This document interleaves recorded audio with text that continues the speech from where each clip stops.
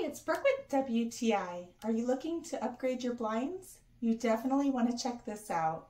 I really like these roller blinds by Zshine. They're the manual motorized dual function roller blinds. With this remote control, it opens quietly and seamlessly with an auto shut off. It also has a place for my remote control to keep it organized. But I love the good old-fashioned manual opening and closing of these blinds, which is really nice.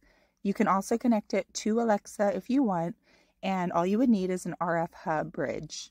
I love how it looks inside my window, and you can get it measured to fit perfectly like I did with the size that is customizable. It is the 23-inch, or you can go up to 95-inch or anywhere in between. I appreciate the motorized blinds. They run for a very long time without needing a charge.